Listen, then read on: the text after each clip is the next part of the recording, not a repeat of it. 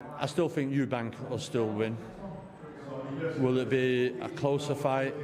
Possibly, but I still fancy Eubank Jr. Well, I see a similar fight, not predicting the outcome because the fight was so close, but I do see a similar fight, although I think Conor might change his strategy, try to box Chris a little bit more.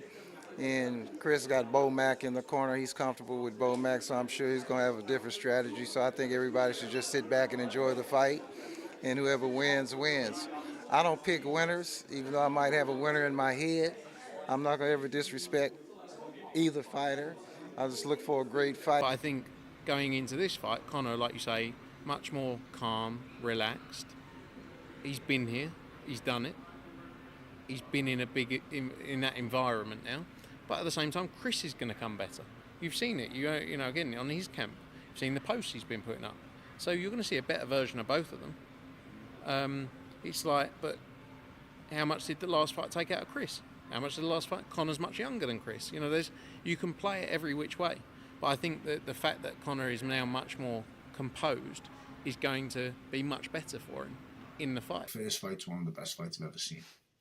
You've got to look at, just watch the action from the first round to the last. I mean, that 12th round is just epic. 100% want to see it again. It's just... Who wins it?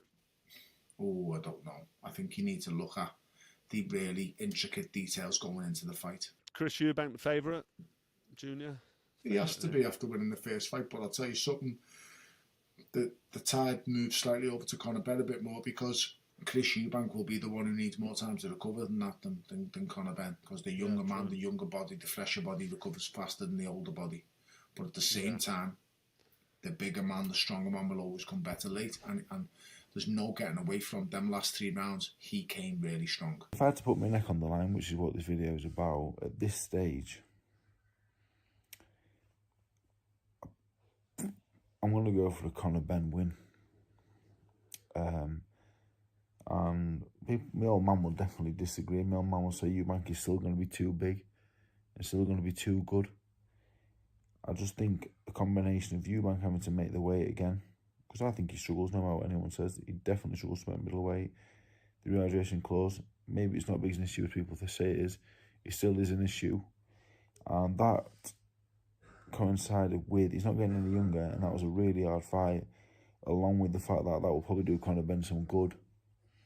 Bit more experience, he's been there now. He knows he can bother Eubank, he knows he can hurt him. I want to go for a Conor Benn win. I think it's definitely going to ignite in the same way, but I think everything that came together to make the event what it was, my uncle turning up and the whole entertainment spectacle, I think it's hard to recreate that. Replicate that, yeah. I think the fight itself, they both didn't know what each other had to bring. So in that, you know, they didn't know what to expect, and I feel like now they do. They do. Yeah. So I feel like it will be a different fight. I think in the second fight, with Chris's technical ability, I don't think Conor will make it to deep waters. I don't think he will make it to them rounds. I think Chris will keep him at the end of the shots. Yeah. I think he was doing it pretty comfortably in the early part of the fight. But again, I don't feel like he was himself at all in that last. Ben can knock him out. Conor Benn can knock him out in the rematch. Oh, yeah. Couple things he got to do, though. You know, boxing one-on-one, man, when you're fighting a taller guy, you never want to step back in straight lines. You want to exit the sides. He stepped back in straight lines. He allowed Eubank to extend with those long arms, so he's getting caught on the end of his shots a lot of the times. Another thing, early on, got too reckless. You got to be more reserved, my man. Act like you've been there before. You got to control those emotions, all right? A lot of swinging, a lot of wild swinging, a lot of energy wasted early that you could have had on the back end, and you could have finished stronger, but you didn't. You waste a lot of energy swinging that air. Mad, intense. Hey, controlled aggression. That's what it got to be, Conor Benn. Controlled. Another thing. Straight punches. Straighten your shots out, man. You had a lot of success when you was letting those punches just fly right from the chin, 1-2, right down the middle. Yeah, you was landing that right hand. See, there's a big mistake that a taller guy makes, like Eubank Jr. And what he does is he throws a jab from mid-range. That's a big no-no. You can't be doing that. He throws a jab from mid-range. Even when he got the range and the height and the reach, he's still stepping in, closing the gap. And that's the perfect opportunity for Conor Benn to load up with a big right hand. He did it occasionally. He caught him with it. Yes, he caught him with it. However, a lot of wide shots over the top. Up now at 160, he just looks thicker. He's got, his waist looks bigger, his legs look bigger, his trunk looks bigger. And I was just really impressed with, I've got to say, not met many people in boxing that work as hard as Conor Benn. Phenomenal athlete, incredible work ethic, but just a smartness about his work and a maturity about his work. And I've always felt that he can beat Eubank, but I left that gym feeling really, really confident that he beats Eubank. And listen, Eubank was surprised in that first fight. There was no doubt about it. He got the shock of his life. And he will be working very hard with BoMac and the team. And I expect a better Chris Eubank. But Conor was poor last time. He knows that. Tony knows that. Like he can be so much better than that. And I really believe he's going to get this performance right. I really believe he's going to win the fight. Eubank's age, miles on the clock, making weight. There's a lot of questions there